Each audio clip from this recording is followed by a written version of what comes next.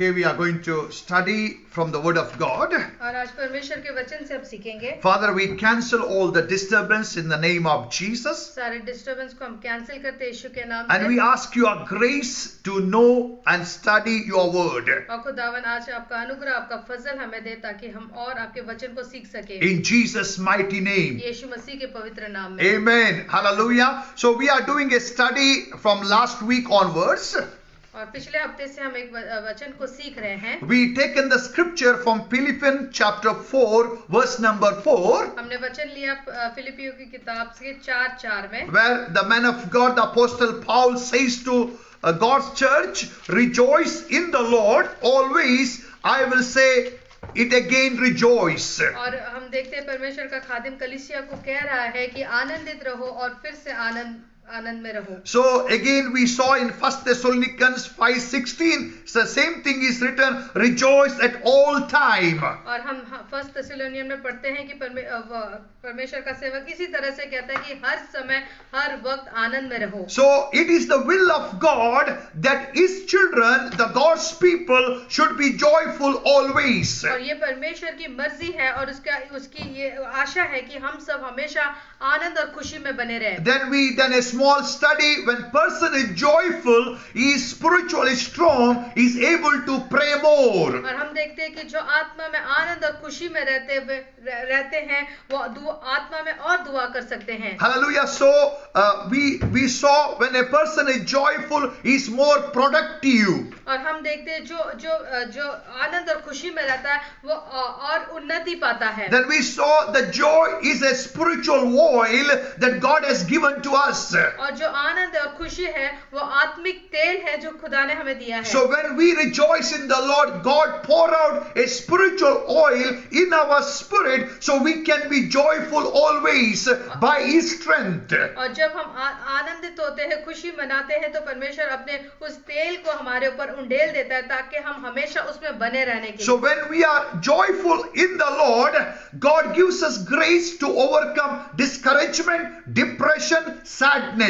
और जब हम आनंद में रहते हैं खुशी में रहते हैं तो हमारे जिंदगी से जो निराशा है वो डिप्रेशन है वो सब खत्म हो जाता है. The study that I have done, those who joyful, they never commit suicide. और जो हमेशा खुशी और आनंद में रहते हैं वो कभी भी सुसाइड कमिट नहीं करते हैं. And when I done a small study, when a person is joyful, is always a blessing to others. और जो इंसान हमेशा खुशी और आनंद में बने रहता है वो हमेशा दूसरों के लिए बरकत का बायस बनता है. And when person is joyful, normally is giving is more. और जब मनुष्य खुश रहता है वो हमेशा खुशी से दूसरों को देता है. For example, if a person have 100 dirham in his pocket, और हम थोड़ा एग्जांपल लेंगे कि एक पर्सन के पास 100 दिरहम है and another person have 1000 dirham in his pocket, और दूसरे शख्स के पास 1000 है. normally we think the person who have 1000 dirham, he can give more. और हम सोचते हैं कि जिसके पास 1000 है वो हमेशा ज्यादा देगा. But when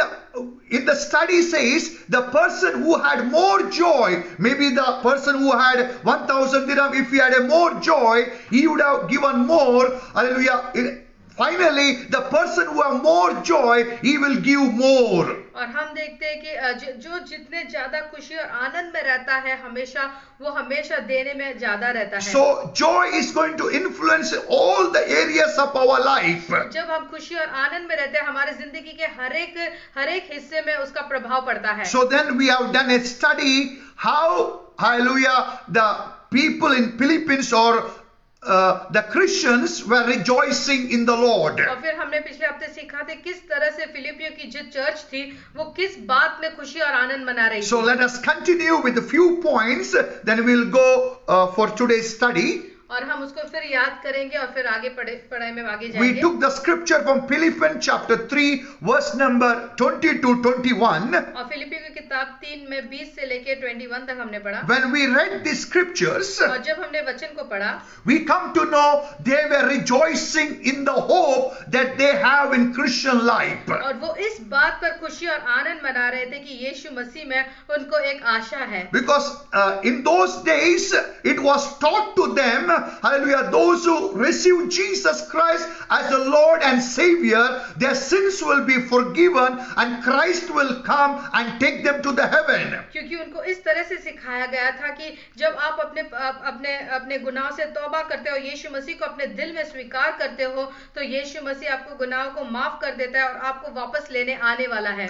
It was taught to them, hallelujah, in those days, there is a biblical evidence is there, we have a permanent citizenship in the heaven. और इनको इस तरह से सिखाया गया था, सीख दी थी कि हमारा जो आखिरी घर है, जो हमेशा का घर है, वो हमारा स्वर्ग में है.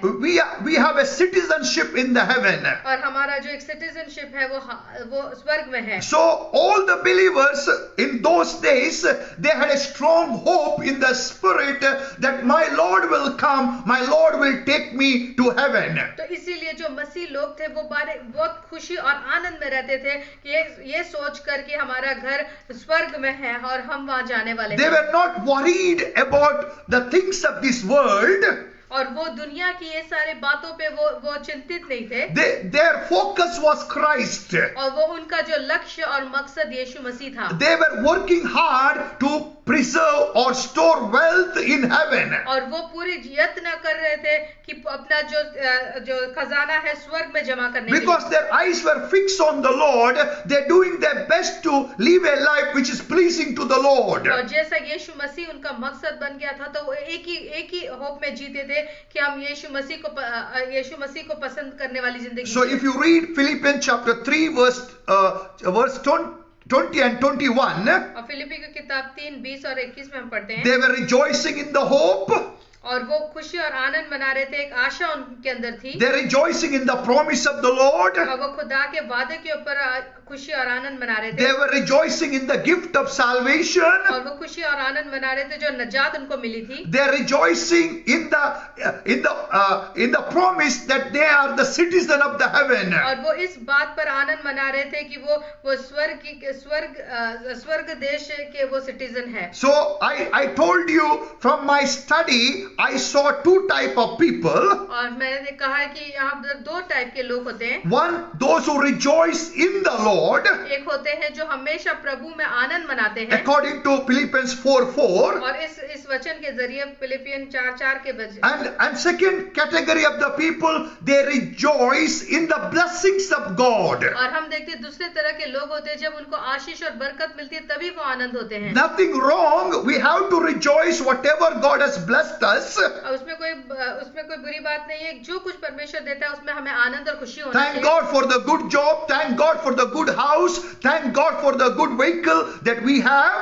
और हर एक बात के लिए हमने शुक्र करना चाहिए. अच्छा घर दिया है, वो गाड़ी दी है, सब कुछ उसने दिया है. These are the blessings of God that we have received in this world. और ये परमेश्वर की तरफ से ही बरकत है जो इस दुनिया में हमें मिली है. But my study showed me. पर अब जब मैं सीख रहा था ये मैंने देखा. But one who rejoices in the Lord, I can see the fruits of the Holy Spirit, the nature of God in them. और जो प्रभु में आनंद मनाते हैं, प्रभु के वचन के अनुसार आनंद मनाते हैं, वो हमेशा फलदायक रहते हैं. But those who fail to rejoice in the Lord and only rejoice in the blessings of God, और जो परमेश्वर में मगन नहीं होते, आनंद नहीं होते, पर सिर्फ दुनिया की बातों पर आनंद होते हैं. even though years are past, they have lot of promises, but their life is not transformed. और उनकी जिंदगी में बहुत सारे वादे तो होते हैं, पर उनकी जिंदगी में तब्दील नहीं आती है. There was many testimonies in their life, praise God for that, but there is no transformation in their life. और उनकी जिंदगी में बहुत सारी दुनिया की टेस्टिमनी होती है, पर उनकी जिंदगी में एक बदलावट नहीं आती है. Therefore Bible is encouraging us, rejoice in the Lord. इसीलिए बाइबल हमें उत्साहित करती है कि हमेशा आनंद मनाना, खुशी मनाना यीशु मसीह में. Amen. So rejoicing in the Lord is 24/7. No need to wait for a miracle. No need to wait for any blessings. We can rejoice because King of Kings lives in us. और कोई हमें testimony और miracle मिलने के बाद ही हम आनंद मनाएंगे, ऐसे कुछ नहीं है. क्योंकि हमें हमेशा 24/7 आनंद खुशी में मनाना है, क्योंकि राजाओं का राजा हमारे अंदर निवास करता है. The greatest gift of salvation is given to us. और सबसे बड़ा तोहफा है जो नजात का तोहफा हमें मिला है. God has removed us from the kingdom of darkness darkness and placed us in His kingdom. और खुदा ने हमें अंधकार से निकाल के उसके अद्भुत ज्योति उसके राज्य में हमें ठहराया है। He's removed every sin from us. और उसने हमारे सारे पापों को गुनाह से हमें अलग किया He है। has made us new creation in Christ Jesus. और उसने हमें यीशु मसीह में एक नया मखलूक बनाया है। So then we took another scripture from the same chapter, how they were rejoicing in the Lord. और हमने उसी फिलिपियों में पढ़ा कि किस तरह से वो खुदा में आनंद मना रहे थे। We saw in Philippians chapter 3 verse number 8. और फिलिपियों की किताब 3:8 में हमने पढ़ा They were counting everything which is worldly, the worldly things that is rubbish and garbage. हम पढ़े Whatever the worldly position they have, whatever worldly knowledge they have, whatever material blessing they have, they were comparing that as a rubbish, as a garbage to gain Christ. और हम देखते हैं कि जितनी दुनियावी आशीषें और बरकत उनके पास थी वो सारे बातों को कूड़ा जानते थे और इस बात से खुश होते थे कि खुदावन उनके साथ है। So it is nothing wrong to have worldly blessings, we need them. और दुनिया की बरकतें हमें चाहिए। Hallelujah. अगर मेरे पास नहीं है, मैं अपने आप को नीचा नहीं देखने का, हालेलुया, मेरे पास यीशु मसीह है, वो देने वाला है। Amen. But according to Philippians chapter 3 verse number 8, we can see whatever the worldly things they have, hallelujah, they were counting them as a garbage, hallelujah, to gain Christ. और हम पढ़ेंगे उसको, वरन मैं अपने प्रभु मसीह यीशु की पहचान में मैं उन्मादता के कारण सब बातों को हानि समझता हूँ, जिसके कारण मैंने सब वस्तुओं को हानि उठाई और उन्हें कूड़ा समझता हूँ, जिससे मैं मसीह को प्राप्त करूँ। Actually, अगर आप तीन से पढ़ेगा तो you will come to know, hallelujah, according to the law, according to the world status, hallelujah, Paul had many positions. और हम देखते हैं अगर इस वचन को फिलिपियों में पढ़ोगे 3 से तो आपको पता चलेगा जो पौलुस था वो बहुत सारा अधिकार है और वो एक और रिस्पेक्टफुल आदमी था। And he was very knowledgeable person. और उसको बहुत ज्ञान और बुद्धि वाला व्यक्ति था। And he had many degrees in law, in theology. और पढ़ाई के मामले में भी वो एकदम अव्वल नंबर पे था। And some people told he had a very big business also. और उसके पास बहुत बड़ा कारोबार भी था। This is nothing wrong, ये सब चाहिए, but hallelujah, they were not rejoicing in those things. They made a choice to rejoice in the Lord because Jesus was their life, Jesus was their hope, Jesus was their resurrection. और हम देखते हैं ये सब होने के बावजूद पे वो उस बात पर उस सब बातों को कूड़ा जानता है और वो सबसे ज्यादा अहमियत वो यीशु मसीह को देता है। Amen. Because he was rejoicing in the knowledge, whatever he was gaining every day through the Holy Spirit. और वो उस बात पर आनंद मना रहा था कि खुदावन ने पाखरू के जरिए उसको कितनी समझ दी है वचन के बारे में। In other words, he was putting his energy, whatever God has given, time, money to gain Christ. और वो अपना जो कुछ उसके पास था वो उसका इस्तेमाल कर रहा था कि ताकि वो यीशु मसीह को और प्राप्त कर सके। Because he was knowing after a few years, I am going to leave this body, I am going to with him forever. Therefore he was doing his best to please him. और हमने वो जानता था कि वो थोड़े ही साल तक वो रहेगा, फिर वो उसका हमेशा के घर पे हो जाएगा, इसीलिए वो हमेशा घर के लिए अपने आप को तैयार कर रहा था। And again in verse number 10 we saw how they were rejoicing. They were rejoicing to acquire the more spiritual knowledge, more the spiritual power of his resurrection. और वो और उसके सामर्थ को और उसके पुनरुत्थान के वो सामर्थ को और खोज रहे थे। And we went to Colossians chapter 1 verse number 24. There it says, now I rejoice in my suffering for you, one of the best strong way to overcome. और हम पढ़ेंगे कुलिस्सियों के 1:24 में, अब मैं उन दुखों के कारण आनंद करता हूँ जो तुम्हारे लिए उठाता हूँ और मसीह के कलेश की घटी उसकी देह के लिए अर्थात कलीसिया के लिए अपने शरीर में पूरा करता हूँ। Normally, as a believer, whenever the hard times are coming, we normally discouraged. और हम देखते हैं, हम मसीह होते हैं, पर हमारे पर जब दुख और कलेश आते हैं तो हम निराश हो जाते हैं। And whenever we don't get what we are expected according to our prayer, we may feel sad. और जब हम दुआ करते हैं और वो बातों का जवाब नहीं मिलता है तो हम निराश हो जाते हैं। But as a believer, the Paul is encouraging us. There will be good time, there will be hard time, but your joy should be in the Lord.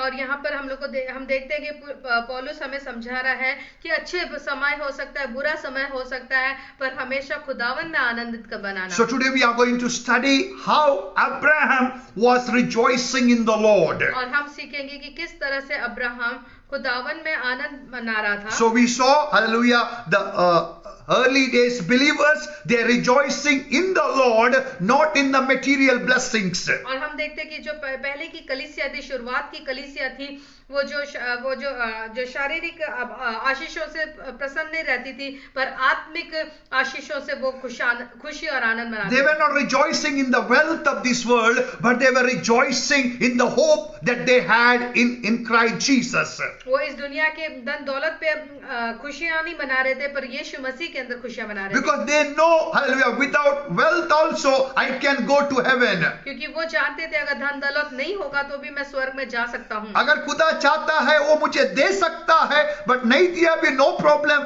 but I will rejoice in the Lord because I got best of this life, the Jesus Christ.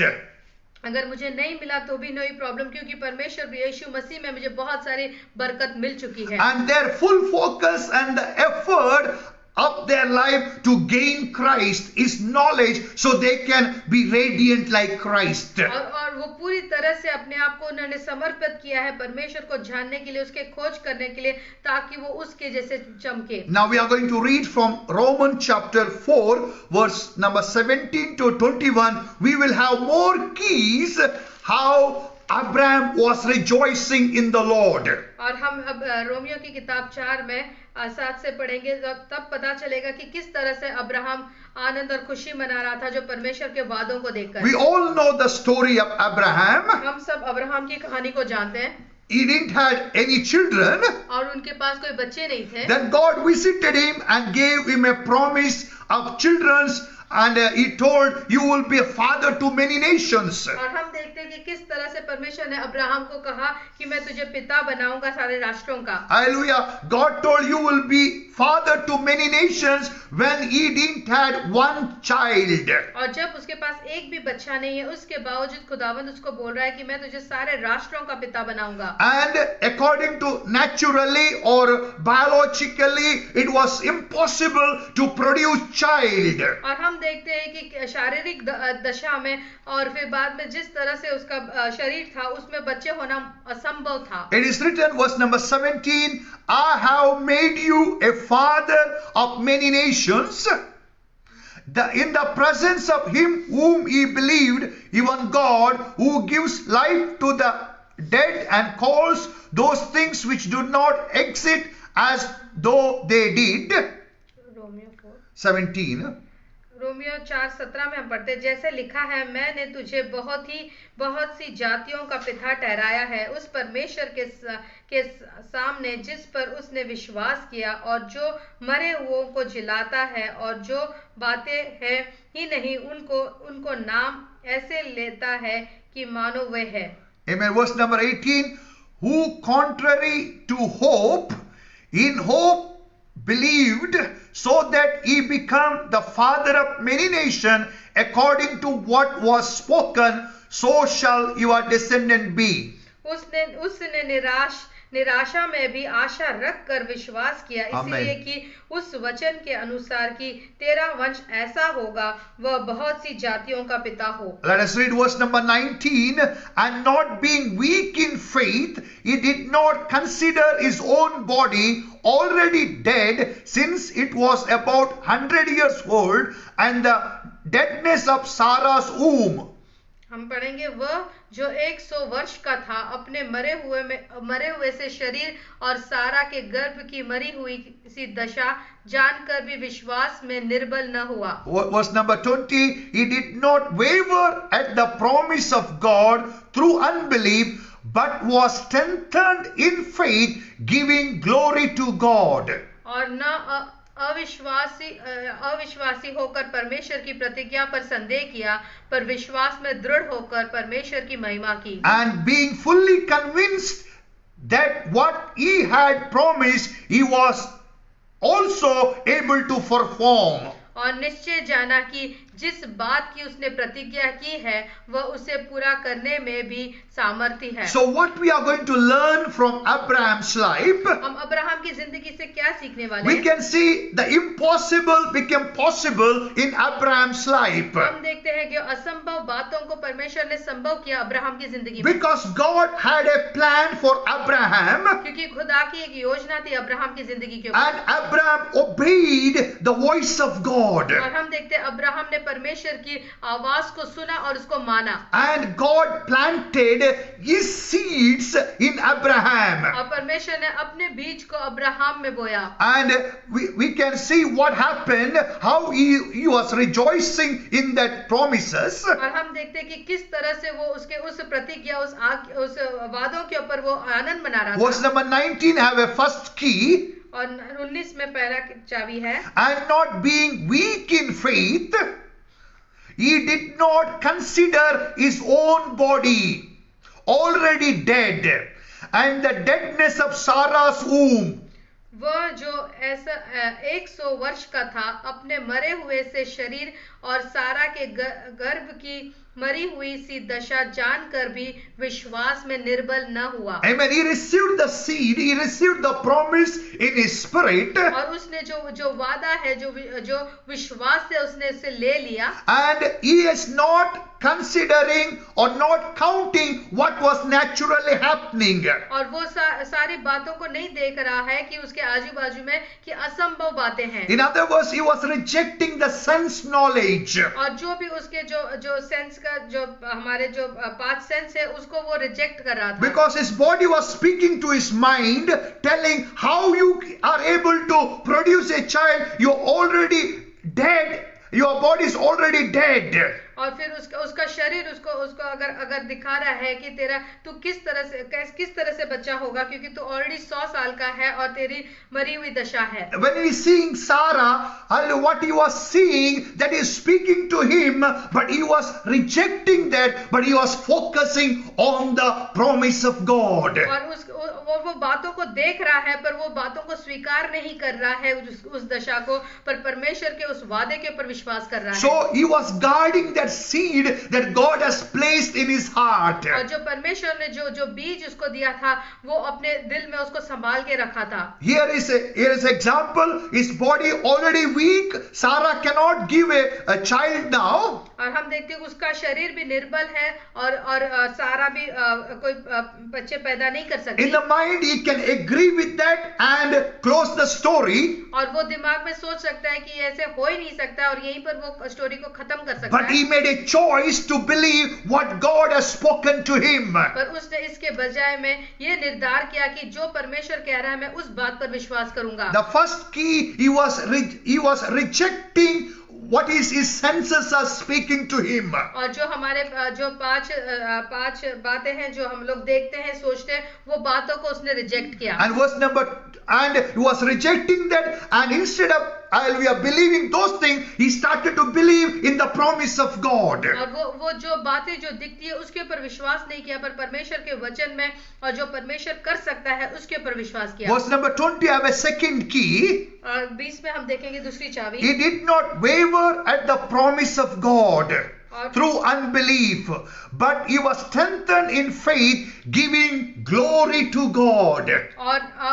और न अविश्वासी होकर परमेश्वर की प्रतिज्ञा पर संदेह किया, पर विश्वास में दृढ़ होकर परमेश्वर की महिमा की। Surely Abraham encountered unbelief, और अब्राहम की जिंदगी में अविश्वास आ रहे थे, but he was opposing that unbelief by praising or rejoicing in God. पर वो उसका विरोध कर रहा था, उस अविश्वास का विरोध कर रहा था परमेश्वर की महिमा करके। So what he has done, verse number 19, he was not considered what his body was speaking to him. और वो नजरअंदाज कर रहा था जो उसकी शरीर उसको बता रही थी। Instead of that, he started to believe what God has spoken to him. पर इसके बावजूद वो इस पर विश्वास करने लगा कि परमेश्वर ने उससे क्या कहा है। When waves of unbelief start to come against him, और जब ऐसी लहरें आ रही है अविश्वास की उसके he ऊपर, started to release the tsunami of faith against them. पर और उसने बदले में सुनामी का ऐसा विश्वास को उसने रिलीज किया। उसने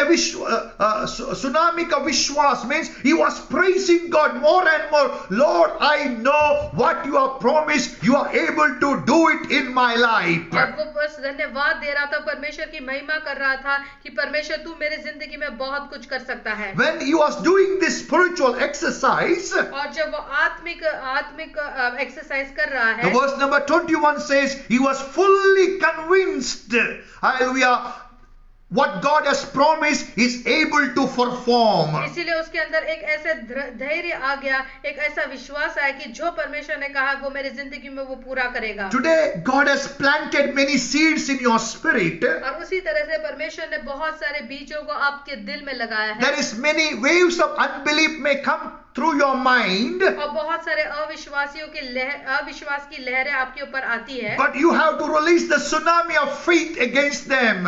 पर आपने एक विश्वास की सुनामी को भेजना है। So how? By praising, by glorifying who God is. और परमेश्वर की महिमा और आराधना करके और बता के कि परमेश्वर कौन है। Let your mind be full of God's revelation instead of devil's revelations. और आपके समझ में परमेश्वर का प्रकटीकरण है, ना शैतान का। आजकल हालेलुया लोगों के पास शैतान का नॉलेज ज्यादा रहता है। शैतान क्या कर सकते हैं, वो कर सकते, ये कर सकता है। Hallelujah, that is not required. We need more knowledge of God, so that knowledge will make us more than conqueror in Christ Jesus. और यीशु मसीह हमारे लिए क्या करता है उसकी समझ हमें ज्यादा होनी चाहिए ताकि हम विजेता से भी बढ़कर उसकी जिंदगी जी सके। हमारे अंदर यीशु मसीह का सोच, यीशु मसीह ने क्रूस पर क्या किया है, the finished work of Christ should be always in our mind. और हमारी सोच हमेशा उस सोच में यही बात होनी चाहिए कि यीशु मसीह ने उस क्रूस पर मेरे लिए क्या किया। So verse number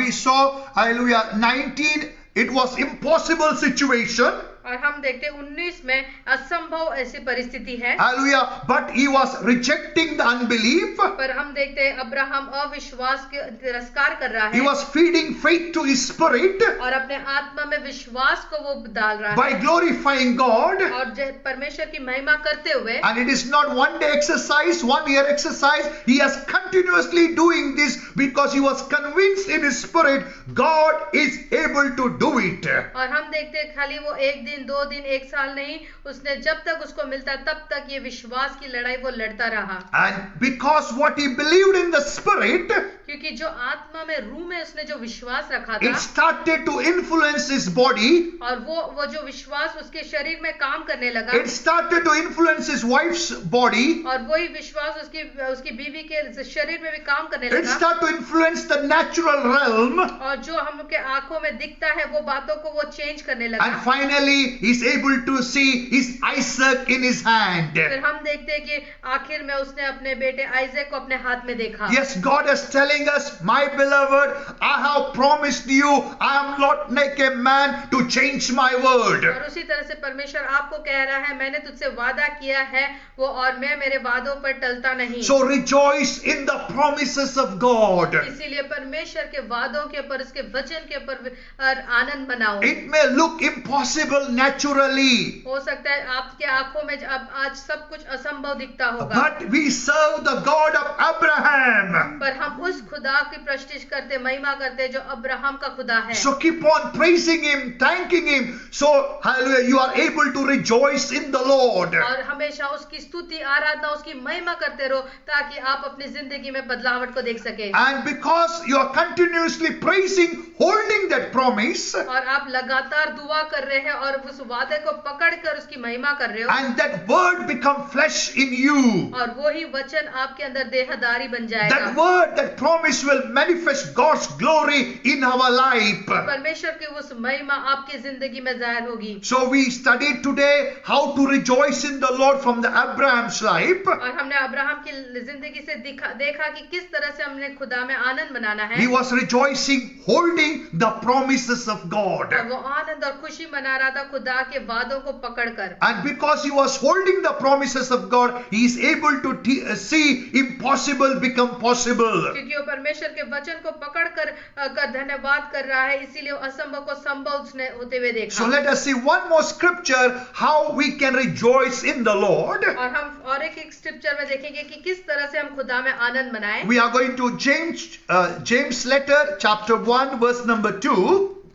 याकूब की किताब में 1 में 2। Hallelujah. I will read it. Consider or count it all joy when you face or encounter or fall into various trials, because you know that the testing of your faith produce perseverance, steadfastness, endurance. So when endurance is fully developed or finish its work, you will be perfect and complete, not lacking nothing, fully glorified in Christ Jesus. हम याकूब की किताब 1, 2 और 3 में पढ़ेंगे। हे मेरे भाइयों, जब तुम नाना प्रकार की परीक्षाओं में पढ़ो तो इसको पूरा आनंद की बात समझो, यह जानकर कि तुम्हारा विश्वास के परखे जाने से धीरज उत्पन्न होता है। पर धीरज को अपना पूरा काम करने दो कि तुम पूरे और सिद्ध हो जाओ और तुम में किसी बात की घटी ना रहे। As a believer, don't do few of these mistakes. और एक मसीह होते हुए ये गलतियों को नहीं करना। By comparing your life with another believer or another person. और आपकी जिंदगी की तुलना दूसरे एक मसीह के साथ करना। See, मैं believer हूँ, मैं 10 साल से प्रभु का सेवा कर रहा हूँ, मेरे पास एक घर भी नहीं है, मेरे अकाउंट में 10,000 भी नहीं है, ऐसा सोच, हालेलुया, वो शैतान की सोच है। So don't compare, hallelujah, your wealth, your health with someone else, because God have some great plans for your life. और आपकी तुलना आप दूसरे मसीह के साथ विश्वासी के साथ तुलना नहीं करना, क्योंकि हर एक के लिए अलग अलग योजना परमेश्वर ने ठहराया है। Because God has not called us primarily to enjoy the worldly blessings. परमेश्वर ने हमें इसीलिए चुना और इसीलिए बुलाया नहीं ताकि हम दुनिया के में आनंद और खुशी मनाएं। God is not primarily called us to fill our house with the worldly blessings. They are required, but primary purpose that God called us and chosen us before the foundation of the earth, so we can live blameless, holy, pure life. और परमेश्वर ने हमें इसीलिए चुना है, बुलाया है, ये दुनिया के तौर तरीके पे जी कर नहीं, पर परमेश्वर के जैसे बनना, पवित्र, पाक और उसके जैसे बनने के लिए। Just I will read it from Ephesians chapter 1 verse number 4. Just as he chose us in him before the foundation of the world, that we should be holy and without blame before him in love. एफिसियों की किताब में हम पढ़ेंगे 1 में 4। जैसे उसने हमें जगत की उत्पत्ति से पहले उसने चुन लिया कि हम उसके निकट प्रेम में पवित्र और निर्दोष हो। Amen. This is the purpose of God. He has brought us to Christ, that we should be holy, without blame, and we should live in love. और परमेश्वर ने हमें जब चुना है, जगत के नींव डालने से पहले एक मकसद से चुना है, ताकि हम प्रेम में चले और पवित्र और निर्दोष ठहरे। I didn't have holiness, but God has given His holiness in me. और मेरे अंदर एक पवित्रताएं नहीं थी, पर परमेश्वर ने एक पवित्रताएं मुझे दिया है। By shedding His blood, He's made me blameless. और उसके खून बहाने से मैं निर्दोष ठहरा गया। And He has given the spirit of love, and that spirit is helping me to walk in love. और उसने मुझे अपना प्रेम का आत्मा दिया है ताकि मैं प्रेम में चल सकूं। As a Christian, we may encounter or we may fall in various trials or testings. और जैसे मसीह होने के बावजूद भी हम अलग अलग नाना प्रकार के परीक्षाओं में पड़ सकते हैं, But how to overcome them? पर किस तरह से हम वापस से उठकर उसके ऊपर विजय पा सकते हैं। As Abraham not considered the natural situation, जिस तरह से अब्राहम ने अपनी परिस्थिति को नहीं देखा, so but we have to consider, hallelujah, whatever we are going through as for our joy.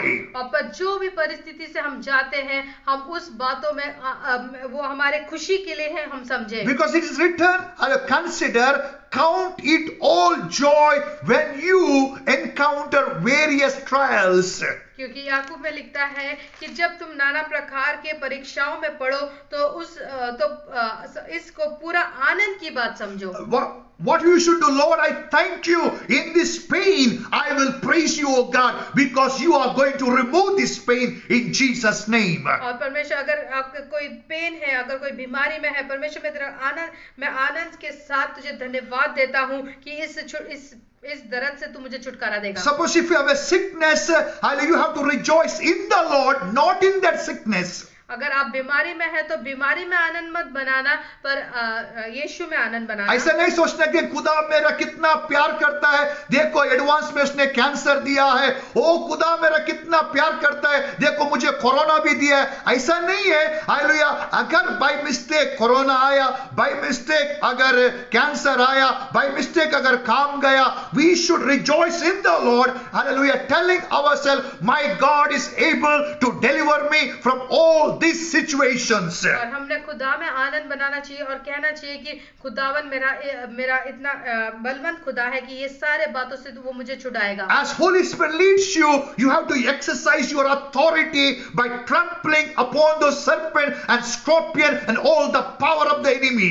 और परमेश्वर आपको पवित्र आत्मा आपकी अगुवाई करता है, तो आपको परमेश्वर ने जिस तरह से अधिकार दिया सांप के ऊपर, बिच्छू के ऊपर रौंदने का, तो उस अधिकार को अपने इस्तेमाल करना है। And you have to prophesy over your life. I will have a great testimony. I will come out from this situation. I will testify my God. और आपने हमेशा आपकी जिंदगी पे नबूवत करना है और डिक्लेरेशन करना है कि परमेश्वर इस परिस्थिति से तू मुझे निकालेगा और मैं इससे विजय होकर बाहर निकलूंगा। Because our focus is Christ. क्योंकि जिसके ऊपर हमारा हम पूरी तरह से निर्भर है वो है यीशु मसीह। And it is true, whenever you trust him, he will never put you shame. और उसका वचन सच्चा है कि जब तू उसके ऊपर विश्वास करेगा वो तू कभी शर्मिंदा नहीं होगा। Many times maybe things are not happening according to our expectation, but we know our God will do something great and powerful in our life. हो सकता है हम जिस तरह से सोचते उस तरह से परिस्थिति नहीं बदलती है, पर हम ये जानते हैं कि जो कुछ परमेश्वर हमारे जिंदगी में करेगा हमारे बेहतर के लिए करेगा। So I am winding up my Bible study. We'll continue next week. और मैं इस तरह खत्म करता हूँ और अगले हफ्ते हम उसको फिर सीखेंगे। We have taken a subject called how to rejoice in the Lord. और हमारा शीर्षक है कि किस तरह से हम प्रभु में आनंद मनाएं। We can rejoice in two ways. हम दो बातों में आनंद मना सकते हैं। First, we are rejoicing a person called Jesus, with him, with his fellowship, with his promises. और हम एक यीशु मसीह है उसके संगति में, उसमें हम आनंद मनाते हैं। Second, we can rejoice in his blessings. और दूसरी जो बरकतें उसने हमें दी है उसमें हम आनंद मना सकते हैं। So if you rejoice in the Lord, जब आप प्रभु में आनंद मनाते हो, the joy of the Lord becomes your strength. परमेश्वर की आनंद आपकी ताकत बन जाती है। Through that strength, you can walk in holiness and purity. और उस ताकत के साथ एक पवित्रता की जिंदगी में आप जी सकते हो। When the strength is keep on increasing, temptation may come, but you will never fall in temptations. और जब आप उसके बलवंत हो जाते हो, अगर कोई परेशानी भी आपके सामने आ जाती है, उसके ऊपर आप विजय पा सकते हो। So the first, we can rejoice in the Lord. पहली बात है हमें प्रभु यीशु मसीह में आनंद मनाना है। Hallelujah. It will be great beneficial for us. और उससे हम बहुत फायदा उठाएंगे। Second, everyone do that. They will rejoice in the blessings of God. There's nothing wrong. और बहुत लोग हैं जो परमेश्वर के आशीष है उसमें आनंद मनाते हैं। We need the blessings. हमें उसकी बरकत चाहिए। But sometimes they are not happening according to our expectation. That time our joy should not come down. down. जब हमारे हमारे सोच के अनुसार जब वो बातें नहीं होती है तो हमने निराश नहीं होना चाहिए और हमारा जो आनंद है वो नीचे नहीं आना चाहिए. Sometime for our perfection, we may go through trials and testing. That time we should not doubt God. और हमारे ही भलाई के लिए परमेश्वर जब हमें परखता है तो तभी हमें परमेश्वर के वचन के ऊपर शक नहीं करना है. The person who are rejoicing in the Lord, when he goes to trials and testing, he will never doubt God. He will give glory and praises to God. अगर जब एक परमेश्वर में कोई शख्स बढ़ रहा है और उसकी जिंदगी में आजमाइश आती है, परेशानी आती है, उसको परखने के लिए तो परमेश्वर के वचन के ऊपर हमें शक नहीं करना है. And we saw how Abraham was rejoicing in God. और हम देखते हैं कि किस तरह से अब्राहम परमेश्वर में महिमा कर रहा था. He was, hallelujah, not considering the natural situation. He was focusing on the promise and the promise giver.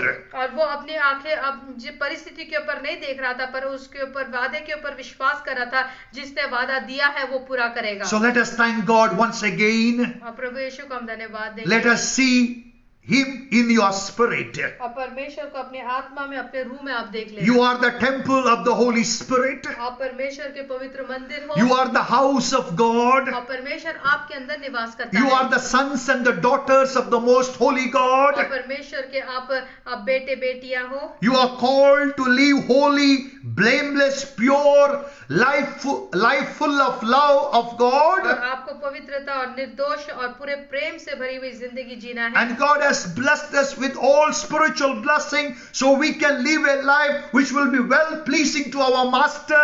और परमेश्वर ने हमें ऐसी जिंदगी दी है जिसमें पूरी बरकत है जो हमें चाहिए ताकि हम उसकी मर्जी के अनुसार चल सकें. Father, we thank you for your word. और परमेश्वर आपके वचन के लिए हम शुक्र करते You हैं. are speaking to us your will to our life. और परमेश्वर आपकी मर्जी और आप मर्जी क्या है आपने हमसे कहा है. Lord, thank you, Lord. You revealed to us, hallelujah, through your word how to rejoice in you, O God. और परमेश्वर आपके वचन के द्वारा आपने हमें बताया कि किस तरह से हम आपके आप में आनंद मना सकते We हैं. thank you for your word. और परमेश्वर आपके वचन के लिए हम शुक्र करते And हैं. we take a decision and we declare as long we live on this earth or in this body, we will rejoice in you because you are our strength, you are our comforter.